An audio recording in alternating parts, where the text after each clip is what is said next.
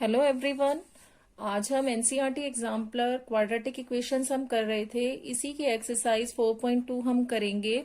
हमारा question number 2 है, write whether the following statements are true और फॉल्स। आपको इस क्वेश्चन में कुछ स्टेटमेंट्स गिवन है, 6 पार्ट है इस क्वेश्चन के, और आपसे पूछा जा रहा है कि स्टेटमेंट्स ट्रू हैं या फॉल्स, और जस्टिफाई भी करना है आपने अपने आंसर को।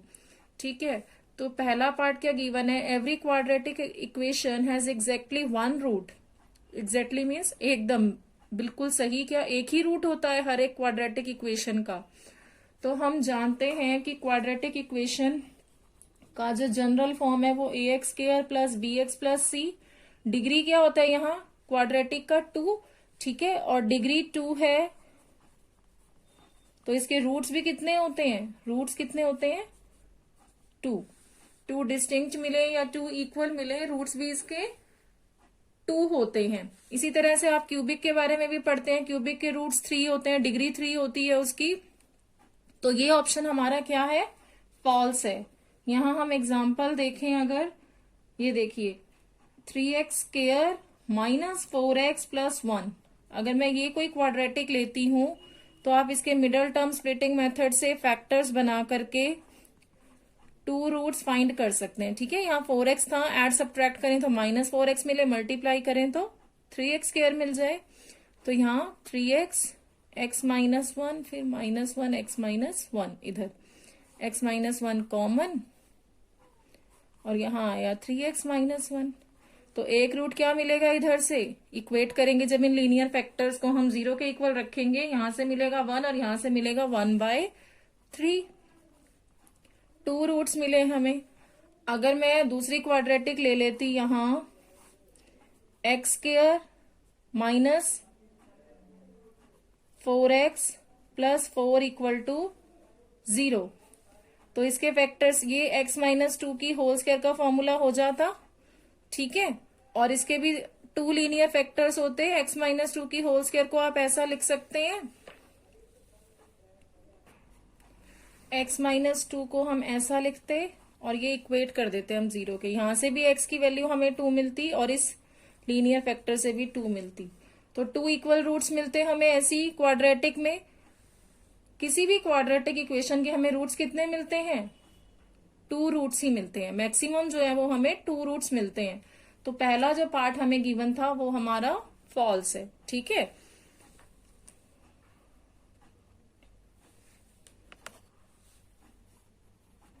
सेकेंड पार्ट है आपका यहाँ, every quadratic equation has at least one real root. हर क्वाड्रेटिक इक्वेशन का जो है कम से कम एक रियल रूट तो होता ही है। ये कह रहा है सेकेंड पार्ट कि हर क्वाड्रेटिक इक्वेशन का कम से कम एक रियल रूट होता है। यहां भी हम एग्जाम्पल लेकर के क्लियर करेंगे। एक्स स्क्वायर प्लस 4 अगर मैं लूं तो एक्स स्क्वायर को आप किसके इक्वल रखेंगे, -4 के, और यहां जो आपको रूट्स मिलेंगे क्या मिलेंगे, plus minus under root of -4। ठीक है, एक मिलेगा आपको प्लस अंडर रूट ऑफ -4, एक मिलेगा आपको माइनस अंडर रूट ऑफ -4। और ये जो मुझे रूट्स मिले हैं ये रियल नहीं है। अंडर रूट ऑफ -1 आयोटा के इक्वल होता है। ठीक है, ये हम इमेजिनरी नंबर्स पढ़ते हैं, सभी 11th क्लास में है ये। इसको हम लिखेंगे +2 आयोटा और ये हो जाता है -2 आयोटा। ये हमें मिलते हैं 2 रूट्स जो कि रियल नहीं है, क्या है, इमेजिनरी। तो ये एक ऐसी क्वाड्रेटिक इक्वेशन मैंने आपको एग्जांपल लेकर के बताई जिसके दोनों ही रूट्स क्या है, इमेजिनरी। जबकि हमारा जो सेकंड पार्ट है वो कह रहा है कि कम से कम एक तो रियल रूट होता ही है। तो ये पार्ट भी हमारा फॉल्स है। ठीक है, ये भी फॉल्स है। हमारा थर्ड पार्ट है, every quadratic equation has at least 2 roots. हर क्वाड्रेटिक इक्वेशन के कम से कम 2 रूट्स होते हैं। ठीक है, ये ऐसी हम क्वाड्रेटिक इक्वेशन का जनरल फॉर्म जानते हैं, A X square plus B X plus C is equal to 0। ये क्या है, जनरल फॉर्म है क्वाड्रेटिक का, ये मैंने लिखी यहाँ। आप जानते हैं मैक्सिमम 2 रूट्स होते हैं। ठीक है, एटलीस्ट का मतलब क्या है, अगर वो एटलीस्ट कहता है कि कम से कम 2 रूट्स होते हैं, इसका मतलब मैक्सिमम तो 2 से ज्यादा है। ठीक है, मैक्सिमम हमें नहीं मालूम कितने हैं, लेकिन इस स्टेटमेंट का मतलब है कि मैक्सिमम जो है वो 2 रूट से ज्यादा है, कम से कम 2 हैं, जबकि मैक्सिमम ही 2 रूट्स होते हैं क्वाड्रेटिक के। ठीक है, ये हमें गलत दिया हुआ है, ये भी क्या है, फॉल्स है। फोर्थ पार्ट है इसी का, फोर्थ पार्ट है इसमें हमारा, every quadratic equation has at most 2 roots. At most means ज्यादा से ज्यादा, हर क्वाड्रेटिक इक्वेशन के ज्यादा से ज्यादा 2 रूट्स होते हैं। तो ये हमें बिल्कुल ठीक डेफिनेशन दी गई है, ये क्या हो गया हमारा, ट्रू हो गया। ठीक है, अभी मैंने आपको बताया कि हर एक क्वाड्रेटिक इक्वेशन के मैक्सिमम कितने रूट्स होते हैं, 2। और फोर्थ ऑप्शन हमें यही कहता है, एट मोस्ट मीन्स ज्यादा से ज्यादा 2 रूट्स है हर क्वाड्रेटिक इक्वेशन की। तो ये हमारी स्टेटमेंट ट्रू हो गई फोर्थ। अब हम फिफ्थ स्टेटमेंट करेंगे। फिफ्थ पार्ट है, if the coefficient of x square and constant term of a quadratic equation have opposite sign then the quadratic equation has real roots. क्या बोला जा रहा है इस स्टेटमेंट में कि अगर एक्स स्क्वायर का कोफिशिएंट और कांस्टेंट टर्म एक क्वाड्रेटिक इक्वेशन की अपोजिट साइन है उनके। ठीक है, ये जनरल फॉर्म होता है क्वाड्रेटिक का, A X square plus B X plus C. आपसे कहा जा रहा है coefficient of x square, it means A की बात हो रही है, and constant term is C of a quadratic equation have opposite sign. अगर इनके साइन क्या है, अपोजिट है। अगर ये पॉजिटिव है तो ये नेगेटिव, अगर ये नेगेटिव है तो ये पॉजिटिव, अपोजिट साइन है इनके, तो क्वाड्रेटिक इक्वेशन के रियल रूट्स होंगे। ठीक है, नेचर ऑफ रूट्स जो है आप जानते हैं डिस्क्रिमिनेंट पे डिपेंड करता है, और डिस्क्रिमिनेंट क्या है, बी स्क्वायर माइनस 4ac।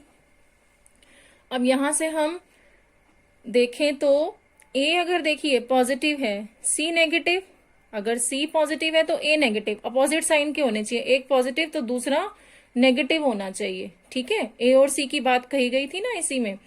तो अगर एक नेगेटिव है दूसरा पॉजिटिव है, या दूसरा पॉजिटिव है पहला नेगेटिव है, तो जो 4ac माइनस 4ac है, ठीक है, अगर ये नेगेटिव है ये पॉजिटिव है, तो यहां मल्टीप्लाई में नेगेटिव नेगेटिव क्या बन जाएगा, positive, B square plus 4ac हो जाएगा ये। ठीक है, और being a square quantity, b square तो है ही पॉजिटिव, 4ac भी पॉजिटिव हो गया, तो जो डी का वैल्यू आएगा वो क्या आएगा, ग्रेटर देन 0, पॉजिटिव आएगा। और अगर डी ग्रेटर देन 0 आ जाए, पॉजिटिव आ जाए, तो इसके कैसे रूट्स होते हैं, 2 डिस्टिंक्ट रियल रूट्स।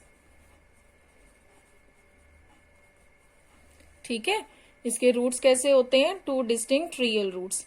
तो ये जो स्टेटमेंट हमें गिवन थी, ये हमें ठीक दी हुई थी कि अगर एक्स स्क्वायर का जो कोफिशिएंट ए है और कांस्टेंट टर्म का जो कोफिशिएंट है अगर अपोजिट साइन के होंगे, तो उस क्वाड्रेटिक इक्वेशन के रूट्स क्या होंगे, रियल, जो कि हमने डी से चेक करके बताया। ठीक है, गिवन इक्वेशन ट्रू है।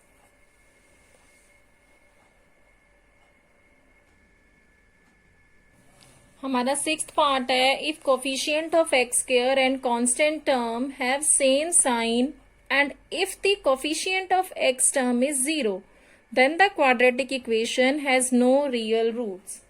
आप जनरल फॉर्म जानते हैं, A X square plus B X plus सी।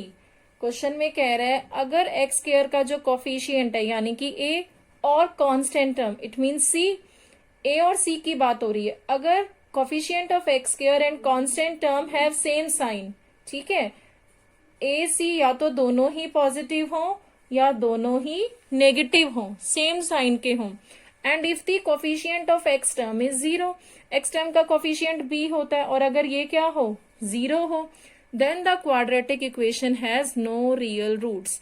तब उस क्वाड्रेटिक इक्वेशन के रियल रूट्स नहीं होंगे। रूट्स हम जानते हैं डी पर डिपेंड करते हैं, डी ही फाइंड करेंगे इसमें भी, बी स्क्वायर माइनस 4ac। देखो अगर b 0 है तो ये तो 0 ही हो गया, बी स्क्वायर। ठीक है, और अगर a और c दोनों ही पॉजिटिव हैं तो यहाँ पर जो 4ac का वैल्यू है, माइनस होता है ना यहाँ फॉर्मूले में, बी स्क्वायर माइनस 4ac, तो यहाँ मिला हमें माइनस 4ac। अगर दोनों ही की साइन नेगेटिव हो, ये तो हमने लिया अगर ए और सी पॉजिटिव हैं, अगर ए और सी दोनों ही नेगेटिव हैं, ए और सी अगर दोनों ही नेगेटिव हैं, यहां दोबारा लिख देती हूं मैं, ठीक है, दोनों के ही अगर माइनस साइन है तो क्या आएगा, देखिए माइनस माइनस मल्टीप्लाई में प्लस हो गया और फिर भी यहां माइनस ही आएगा, -4ac। तो b का तो 0 बन गया यहाँ, क्योंकि b की वैल्यू क्या बोल रहा है, 0 होनी चाहिए, और यहां आ गया -4ac, तब भी ये नेगेटिव आ गया। ठीक है, चाहे तो पॉजिटिव हो दोनों a और c, चाहे नेगेटिव हो, जो वैल्यू हमें d की मिल रही है वो क्या मिल रही है, -4ac, नेगेटिव मिल रही है। अगर d लेस देन 0 है, ठीक है, दोनों ही केसेस में लेस देन 0 मिल रहा है, तो नो रियल रूट्स। क्या होंगे इसके, नो रियल रूट्स। और यही हमें स्टेटमेंट कहती है, तो स्टेटमेंट क्या है, ट्रू है। क्लियर। यहां हमारी एक्सरसाइज 4.2 का क्वेश्चन नंबर 2 कंप्लीट हुआ। अगर मेरा वीडियो अच्छा लगे तो मेरे चैनल को लाइक एंड सब्सक्राइब करें। Thank you for watching my video.